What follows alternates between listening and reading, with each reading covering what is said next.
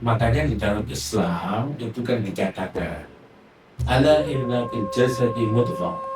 Idza salahat salaha sa'irul jasad wa idza fasadat Ayo. fasada sa'irul jasad. Di dalam diri manusia itu ada segumpal darah. Kalau segumpal darah ini baik, seluruh jasadnya akan baik. Kalau segumpal darah ini buruk, seluruh jasadnya akan buruk. Allah menghilangkan. Apa itu? Itu adalah Perlu nilai-nilai akhlak yang tinggi. Sebenarnya polisi sudah mengarahkan itu. Tapi ada juga beberapa case ataupun kejadian petugas telah memberikan peringatan, tapi kita sebagai pelaku pengendara tidak mengindahkannya. Itu bagaimana itu? Seperti contoh, ada lampu merah kita langgar, ada kewajiban memakai helm kita nggak pakai. Assalamualaikum warahmatullahi wabarakatuh. Bismillah walhamdulillah wassalatu wassalamu ala rasulillah la nabiyya ba'dah. Pemirsa, alhamdulillah hari ini kita dapat bertatap muka di tempat yang berbahagia ini, di podcastnya STIK PTIK, dan alhamdulillah atas izin Allah Subhanahu wa taala di hari yang berbahagia ini kita telah kedatangan tamu, seorang ulama, guru kita, juga pimpinan pondok pesantren. Beliau adalah Tuan Guru Syekh Muhammad Hussein Qadhafi. Assalamualaikum Syekh. Waalaikumsalam warahmatullahi wabarakatuh. Syekh, ini mohon izin dalam kira-kira 30 menit ini kita akan berbincang santai di sini dalam kaitan bahasan kita adalah pentingnya nilai agama dalam semua aspek kehidupan bagi semua lapisan masyarakat, termasuk bagi anggota Polri dalam melaksanakan tugas keseharian.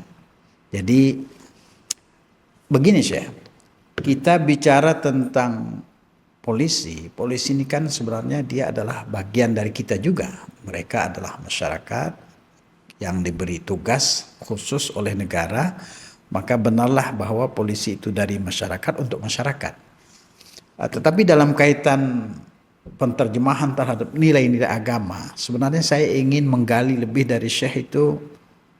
Pertama itu, apa itu agama Syekh? Mari Syekh. Bismillahirrahmanirrahim. Nahmaduhu wa nusalli ala rasulil karim, amma ba'du. Izin Bapak Kiai untuk begini. Insyaallah Allah SWT pertemukan kita di tempat yang mulia ini. Alhamdulillah. Alhamdulillah. Dan insya Allah semua kita sepakat bahwa agama itu sesuatu yang sangat penting yang harus dimiliki oleh setiap manusia. Karena hakikatnya agama itu adalah fitrahnya manusia. Manusia akan selamat ketika mereka ada di dalam agama. Begitu juga sebaliknya, manusia akan celaka ketika manusia itu jauh daripada agama. Wa man a'rada 'an dzikri fa inna lahu ma'isyatan dhanka wa nahsyuruhu yaumal qiyamati a'ma. Siapa yang lari dari peringatanku, kata Allah, atau artinya adalah siapa yang jauh daripada agama, maka di dunia dia tidak akan mendapatkan kebahagiaan, dan di akhirat nanti Allah akan butakan mata.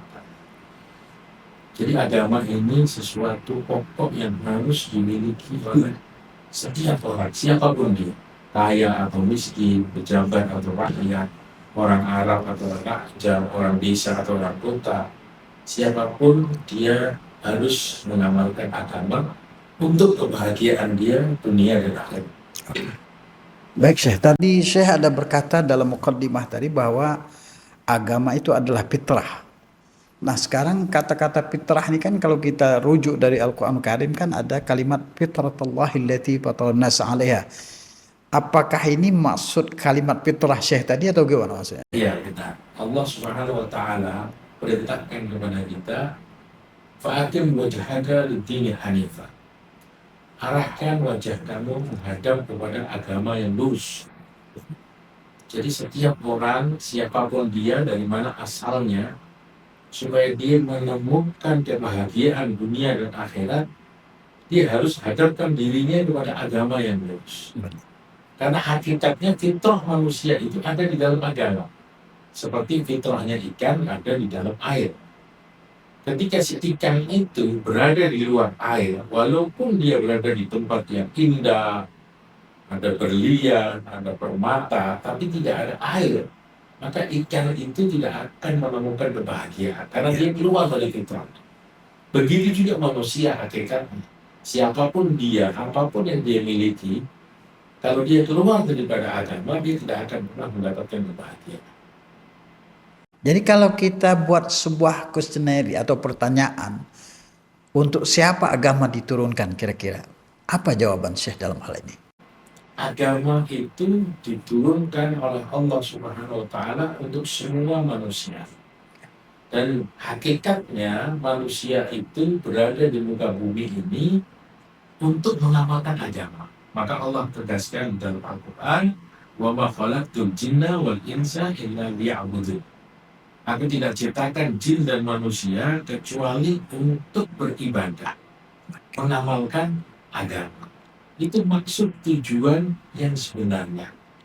Maka di dalam sebuah hadis qudsi Allah Subhanahu wa Ta'ala juga berfirman, khalaqtuka li'ibadati fala tal'ab. Wahai manusia, aku ciptakan kamu untuk menyembah aku, untuk ibadah kepada aku, untuk mengamalkan agama. Maka sungguh-sungguhlah kamu dalam beramal. Seriuslah kamu dalam menjalani kehidupan sesuai dengan ridho aku. Jadi Allah Subhanahu wa Ta'ala tegaskan kepada kita supaya kita ini sungguh-sungguh mengamalkan agama dalam kehidupan kita. Dan atas maksud itu pula Allah Subhanahu wa Ta'ala mendatangkan para nabi dan para rasul. Iya. Secara bergantian nabi dan rasul didatangkan oleh Allah dari sejak Nabi Adam alaihissalam sampai Nabi terakhir Nabi Muhammad SAW, secara bergantian diturunkan oleh Allah untuk memberitahu manusia supaya manusia ini tidak lupa. Oke. Karena manusia itu punya sifat salah dan lupa. Maka Nabi diutus untuk memahamkan manusia, inilah maksud hidup kamu, amalkan agama dengan baik. Tadi Syekh menyitir hadis kursi di ujung kalimat itu kan matarnya fala tal'ab. Jadi seolah-olah ada kesan orang itu dalam agama bisa bermain-main kalau begitu ya. Karena ada perintah itu jangan bermain-main kan gitu. Maka kalau kita lihat bahwa agama itu harus diseriusi walaupun kehidupan dunia itu permainan ya, kalau kita lihat dari Al-Qur'an Karim, Al-Hadid, kehidupan itu la'ibun walahwun dan seterusnya, wazinatun watafakhurun bil. Tapi bagaimana kita menerjemahkan kehidupan kita sekarang, kita orang umum ya, kalau kita orang umum seperti ini, tapi kalau kita bicara dengan teman-teman saudara-saudara kita orang anggota Polri, itu bagaimana supaya nilai-nilai itu masuk ke dalam diri mereka, gimana tuh? Jadi agama itu sebenarnya bukan sesuatu yang sulit seperti yang dibayangkan oleh manusia. Bukan momok yang menakutkan, yang menyeramkan. Tidak. Ad-dinu yusr. Agama itu mudah. Kenapa dikatakan mudah? Karena pentingnya dia untuk kita amalkan, sehingga dimudahkan sama Allah. Contohnya kita mengerjakan sholat, kita tidak bisa berdiri, kita duduk. Tidak bisa duduk, kita sambil tidur. Ada rukshoh-rukshoh dari Allah, yang penting jangan kamu main-main dalam mengamalkan. Jangan kamu sepelekan. Sungguh-sungguh kamu mengamalkan agama. Maka agama itu dimudahkan supaya kita semua siap mengamalkannya. Bahkan ulama mengatakan bahwa agama itu lebih mudah dari naik sepeda. Masya Allah. Karena orang yang matanya buta atau dia tidak punya kaki, dia tidak punya tangan, dia tidak bisa naik sepeda. Tapi orang yang buta matanya, tuli telinganya, untung kakinya, dia bisa mengamalkan agama. Ya. Jadi agama itu dimudahkan karena pentingnya dia untuk diamalkan oleh seluruh manusia. Oke. Sekarang begini kan kalimat Syekh tadi bahwa nasihat tentang agama ini bahwa agama adalah mudah ya yusra. Kalau dalam keseharian ini umpama kita terjemahkan kehidupan bagi teman-teman yang bertugas di Polri. Sekiranya kita berurusan, ini kan kita ini sebenarnya seluruh rakyat itu kan hari-hari berurusan dengan polisi sebenarnya dalam keseharian ya. Itu tidak bisa kita menutup mata. Karena bagaimanapun sesuai undang-undang yang diamanatkan oleh negara, polisi itu kan salah satunya tugas pokok mereka kan membuat keamanan, menjaga keamanan dalam negeri, kemudian menciptakan kondusivitas di dalam negeri dan seterusnya. Termasuk juga tugas mereka itu kan menyelidiki dan menyidik orang-orang yang berbuat kesalahan itu.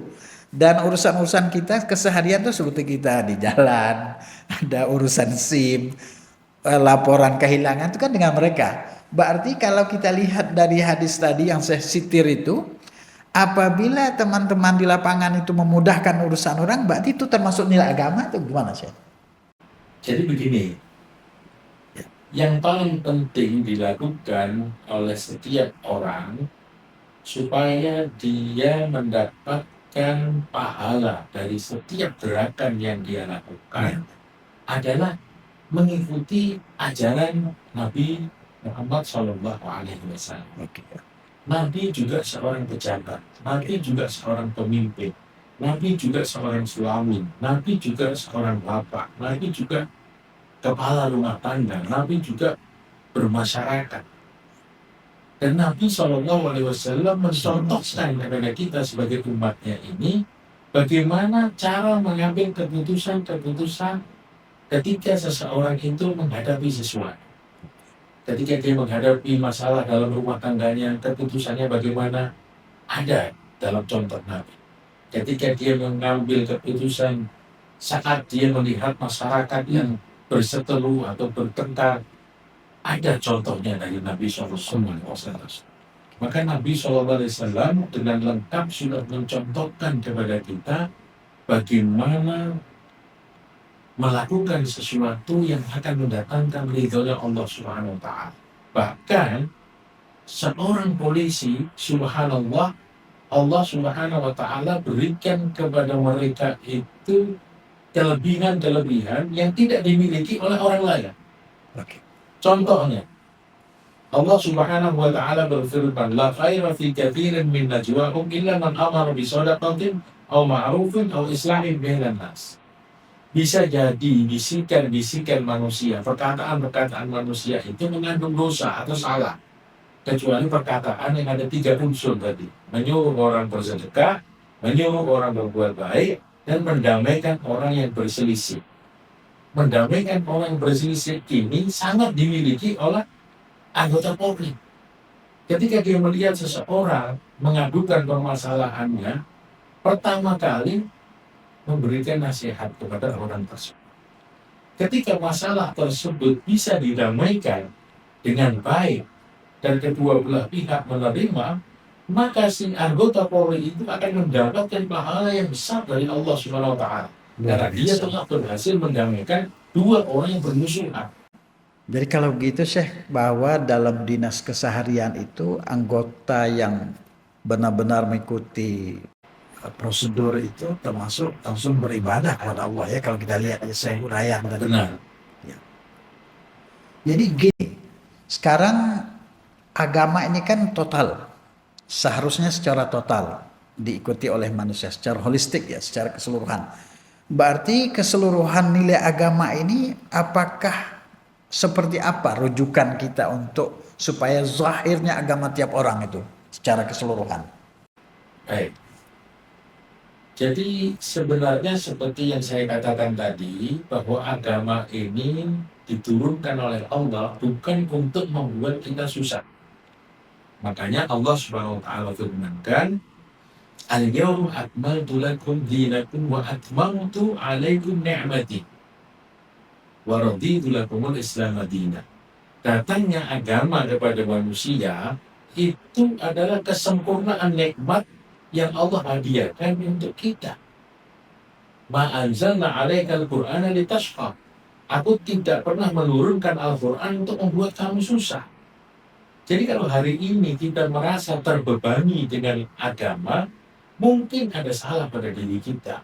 Mungkin hati kita perlu kita bersihkan lagi, sehingga kita senang mengamalkan agama, cinta dengan amalan-amalan agama.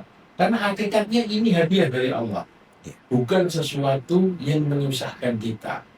Oleh karena itu, salah seorang sahabat Nabi yang terkenal, Abdurrahman bin Auf radhiyallahu anhu, Beliau pernah mengatakan dalam kaulnya, "Wallahi inna wajadnal khairal khairi fil burdi."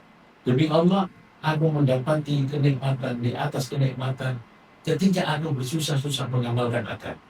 Mungkin orang lain melihat dia repot, sulit, banyak waktunya yang terambil ketika dia mengerjakan ibadah, tapi ternyata tidak. Kenapa? Karena dia pribadi merasakan kenikmatan yang tidak dirasakan oleh orang lain. Al-hayatu fi dhilalil Qur'an ni'matun la yadumuha illa man taqaha.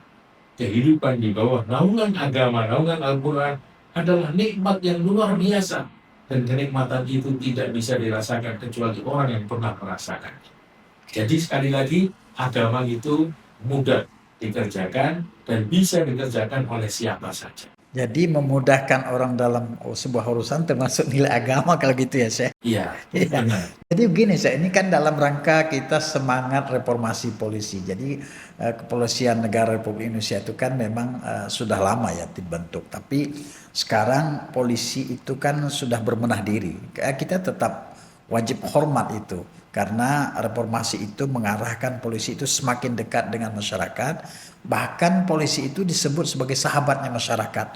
Nah ini begini, bagaimana cara anggota kita, sahabat-sahabat kita, anggota Polri itu mengaplikasikan nilai-nilai agama dalam keseharian, dalam tugas mereka tuh. Menurut saya itu apa tuh?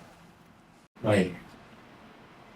Ketika kita melihat bagaimana tugas-tugas anggota Polri yang terjun di tengah-tengah masyarakat, maka ini merupakan satu kebanggaan dan kebaikan dan sesuatu yang terpuji ketika mereka membaur di tengah-tengah masyarakat. Apalagi ketika anggota Polri yang terjun ke masyarakat ini datang ke masyarakat dengan membawa akhlak yang mulia. Maka akhlak yang mulia ini akan menjadi bunga, akan menjadi contoh bagi masyarakat. Sehingga masyarakat yang ditemui oleh seseorang yang berakhlak mulia tadi akan tersentuh hatinya.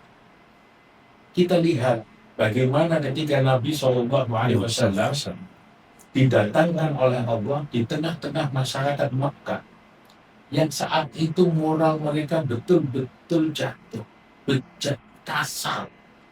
Yudfinuna banatahum, mereka suka menguburkan anak wanitanya. Wa yakuluna al-maita wa riba, makan bangkai, makan riba. Wa yataqataluna fima bainahum, mereka suka membunuh satu dengan yang lain. Jadi kerusakan masyarakat Makkah pada saat itu sudah betul-betul sampai pada puncak. Dalam kondisi seperti itu, Allah Subhanahu wa Ta'ala datangkan satu manusia mulia, Nabi Muhammad SAW. Yang dibawa oleh Nabi apa? Yang dibawa oleh Nabi akhlak yang mulia. Innama bu'istu liutammima makarimal akhlak. Aku diutus untuk menyempurnakan akhlak manusia. Maka Nabi ini datang berkumpul dengan masyarakat, bertemu dengan manusia, membaur dengan orang-orang dengan akhlak yang mulia.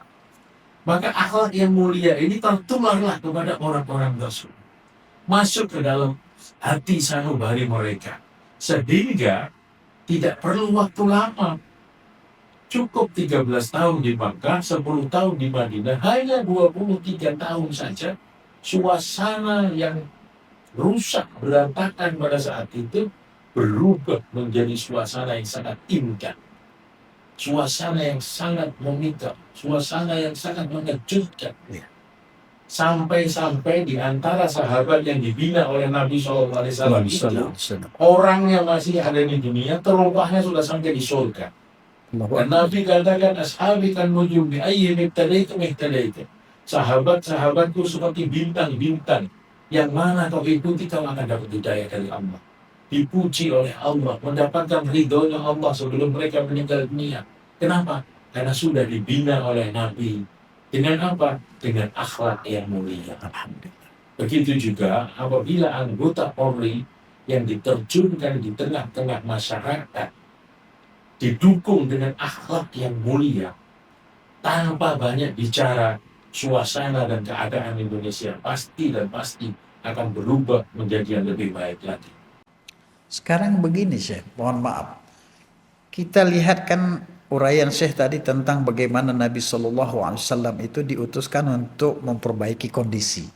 Jelasnya yang utamanya itu bagaimana kehidupan akhlakiyah ya, sehingga beliau melontarkan statement innama bu'istu yang Syekh sampaikan tadi liutammima makaribal akhlak. Sekarang etika ataupun akhlak dalam bermasyarakat itu kan berkaitan erat juga dengan peraturan dan perundang-undangan Syekh. Nah ini contoh kecil ini Syekh. Kita dalam berkendara aja, bawa kendaraan mobil motor itu kan perlu nilai-nilai akhlak yang tinggi. Sebenarnya polisi sudah mengarahkan itu. Tapi ada juga beberapa case ataupun kejadian petugas telah memberikan peringatan tapi kita sebagai pelaku pengendara tidak mengindahkannya. Itu bagaimana itu? Seperti contoh ada lampu merah kita langgar. Ada kewajiban memakai helm kita nggak pakai. Ada kewajiban untuk menggunakan license seperti SIM itu kita tidak lulus uji. Itu bagaimana pandangan Syekh seperti itu? Makanya di dalam Islam itu kan dikatakan ala inna fil jasadi mudghah idza salahat salaha sa'irul jasad wa idza fasadat fasada sa'irul jasad. Di dalam diri manusia itu ada segumpal darah. Kalau segumpal darah ini baik, seluruh jasadnya akan baik. Kalau segumpal darah ini buruk, seluruh jasadnya akan buruk. Allah menghirkan. Apa itu? Itu adalah hati. Maka yang lebih penting dibina pada diri manusia itu adalah hati. Hati-hati manusia itu dibina.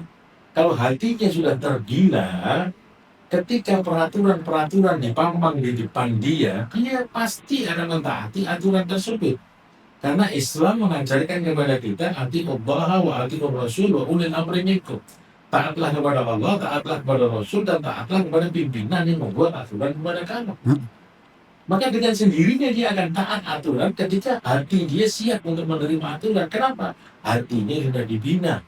Artinya sudah diajarkan dengan norma-norma agama yang mulia tadi. Maka sangat baik sekali kita memberikan pembinaan kepada siapa saja. Kepada masyarakat kita, kepada anggota Polri, kepada keluarga. Yang dibina itu bukan hanya kita memberitahu aturan-aturan kepada mereka, tetapi kesiapan seseorang untuk menerima aturan. Yaitu dibina dari hatinya. Diajarkan sholat. Inna sholata tanha 'anil fahsya'i wal munkar. Sholat itu akan mencegah perbuatan keji dan mungkar. Kalau seseorang itu sholatnya benar, pasti dia akan mampu meninggalkan perbuatan keji dan mungkar. Jadi kalau begitu Syekh, agama ini kan tadi sudah saya jelaskan bahwa untuk semua ya, semua bangsa jin dan manusia. Tapi kalau kita lihat lagi, nilai agama itu seberapa pentingnya bagi anggota itu dalam tugas mereka sehari-hari. Ini kan mereka ini kan pemegang hal-hal tertentu, maksudnya undang-undang tertentu seperti undang-undang jalan raya, kemudian peraturan-peraturan yang seharusnya diikuti, mereka yang akan membantu kita apabila ada kehilangan dan segala macam. Itu kan keamanan dalam negeri itu kan tonggaknya itu kan kepada mereka. Itu berapa nilai agama itu pada mereka itu? Seperti apa itu sih? Jadi agama itu sebetulnya yang paling penting bagi setiap orang. Siapapun orang, kalau didasari agama dalam hidupnya, dia akan menjadi sosok manusia yang baik. Kalau dia pemimpin yang adil, pemimpin yang amanah.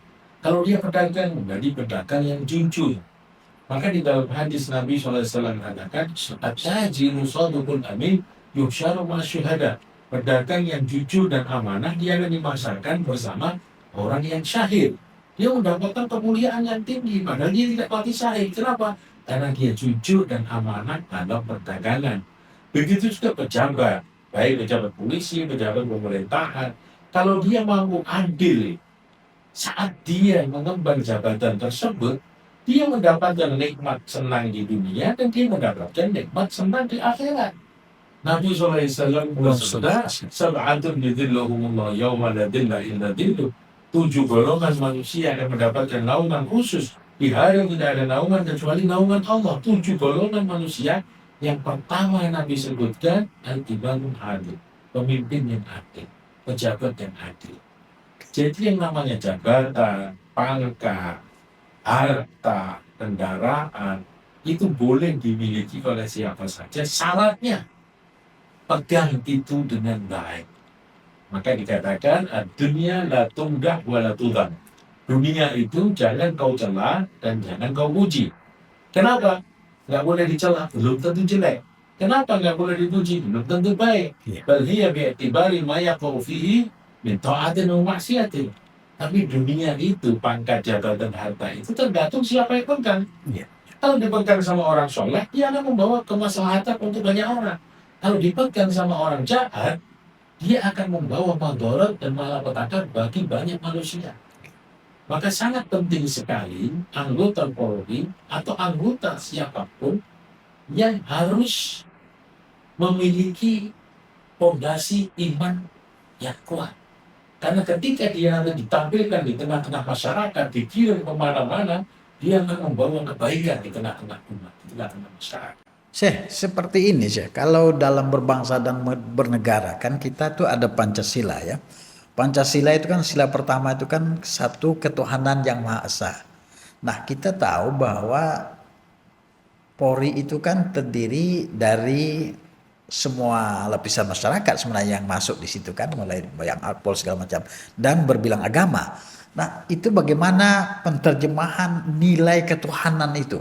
Apakah mewakili atau tidak itu nilai ketuhanan yang ada di Pancasila nomor 1 itu bagi kekuatan keimanan mereka. Sebab mereka ini yang langsung terjun ke masyarakat. Seperti saya bilang tadi, bagaimana nilai-nilai peraturan dan perundangan itu kan nanti mereka yang menjalankan untuk kita semua. Bagaimana itu Syekh? Ya, jadi Pancasila yang sila pertama disebutkan ketuhanan yang Maha Esa, itu bagi kita yang memeluk agama Islam. Namun semua agama pasti mengajarkan kebaikan. Alhamdulillah. Ya kan? Agama apapun dia mengajarkan keadilan, mengajarkan amanah, mengajarkan kedamaian, mengajarkan kasih sayang, Alhamdulillah. tolong menolong, Iya. cinta mencintai. Begitu. Nah, jadi kita sebagai orang Islam, kita berusaha untuk menciptakan sosok-sosok anggota Polri yang berakhlak mulia. Amin. Dan ini bukan sesuatu yang sulit. Ini bukan sesuatu yang sulit. Iya.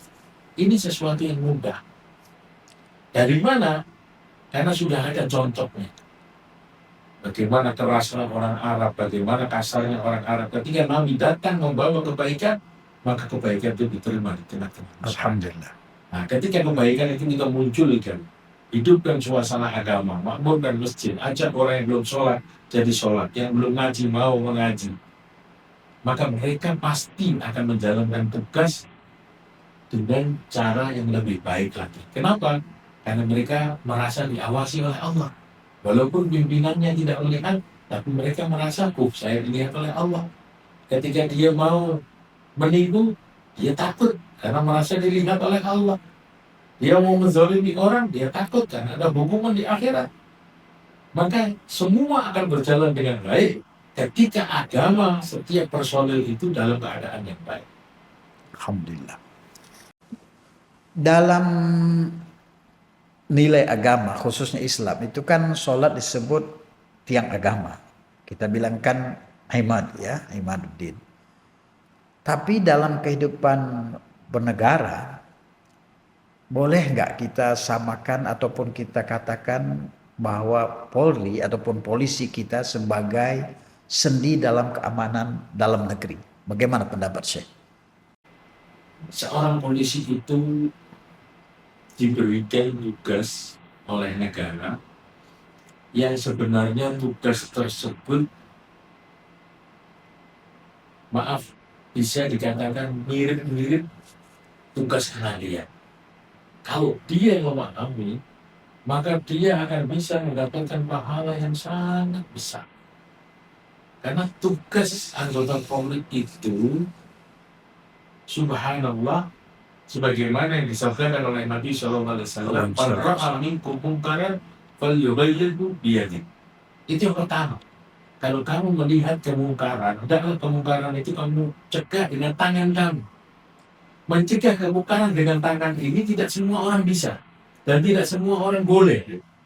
Tapi anggota Polri diberikan kebolehan karena dia punya kekuasaan untuk mencegah kemungkaran dengan tangannya, dengan kekuasaannya. Maka ini merupakan kelebihan yang luar biasa yang dimiliki oleh anggota Polri yang tidak dimiliki oleh masyarakat umum. Maka ketika kelebihan ini disyukuri dan ketika dia berangkat dari rumahnya dengan membaca doa, dengan niat yang ikhlas, maka subhanallah, tiap langkahnya dia akan mendapatkan pahala dari Allah dan setiap bulan dia akan mendapatkan gaji dari pemerintah. Jadi dia mendapatkan double keuntungan. Kenapa? Karena dia memiliki niat yang lurus ketika dia menjalankan tugasnya sebagai pengayom masyarakat. Man kana fi hajati akhihi, kana Allahu fi hajatihi. Siapa yang menolong hajat saudaranya, Allah akan tunaikan hajatnya. Berarti kalau begitu Syekh, ladang amal bagi anggota kita, anggota Polri, sahabat-sahabat kita orang polisi ini luar biasa ya Syekh. Masya Allah, luar biasa. Luar biasa. Luar biasa. Seperti Syekh tadi menyitirkan sabda Nabi kita sallallahu alaihi wasallam, "Man ra'a minkum munkaran wal yughayyirhu biyadihi." Ini kan kuasa, dengan kuasa ini kan nggak banyak orang. Orang yang tertentu aja itu ada kemaksiatan, ada hal-hal yang tidak elok di masyarakat, yang bisa itu kan mereka kan. Polisi langsung dapat pahala ini. Langsung dapat pahala dia ini. Kalau kita kan nggak bisa langsung itu. Paling kita mungkin poin kedua, fa'ilam yastati' fa bilisanihi, mungkin kalau memang seorang ulama macam Syekh, seorang guru, seorang tokoh agama, berarti poin kedua baru kita dapat. Tapi yang pertama anggota Polri yang dapat ini. Baik Syekh, Masya Allah, luar biasa. Syekh, terima kasih. Tidak terasa kita dalam 30 menit ini sudah hampir berakhir. Dan harapan kita adalah bahwa dengan semangat reformasi polisi ini, mereka adalah bagian kita bagian mereka, mereka adalah milik kita. Jadi kita juga di samping sebagai balancing untuk memberi masukan-masukan, juga sebagai pemerhati lah, boleh bilang pemerhati. Mungkin ada apa-apa yang perlu kita kasih pandangan, Tapi pesan Syekh terakhir dalam rangka reformasi polisi ini seperti apa Syekh untuk oleh-oleh kita? Baik. Mudah-mudahan pesan singkat ini bisa sampai kepada para pejabat Polri.